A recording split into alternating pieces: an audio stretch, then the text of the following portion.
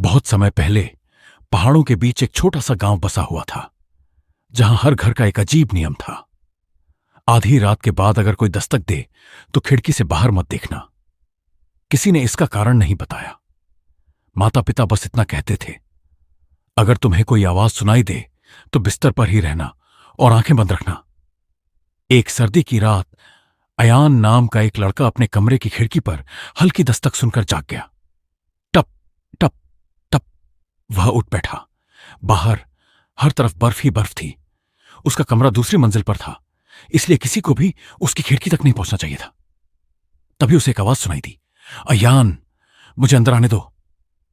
आवाज बिल्कुल उसकी मां जैसी थी। वह बिस्तर से उठा और खिड़की की तरफ बढ़ा, लेकिन तभी उसे गांव का नियम याद आ गया। उसकी मां बगल वाले कमरे में सो रही थी। दस्तक तेज हो गई। टप टप टप। अयान, आवाज फुसफुसाई, मुझे ठंड लग रही है। उसके हाथ कांप रहे थे। वह पर्दा थोड़ा सा हटाना चाहता था। जैसे ही उसने उसे छुआ, उसे अपने पीछे एक और आवाज सुनाई दी। एक धीमी आवाज, उसकी असली मां की आवाज।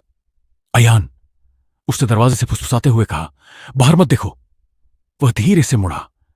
उसकी मां वहां खड़ी थी, पीली और डरी हुई। फिर उन दोनों ने वही आवाज दोबारा सुनी, खिड़की के बाहर से। लेकिन अब आवाज उसकी मां होने का नाटक नहीं कर रही थी। वह हंसी और बोली, तो अगर वह तुम्हारे साथ अंदर है तो मेरे घर के बाहर कौन खड़ा था?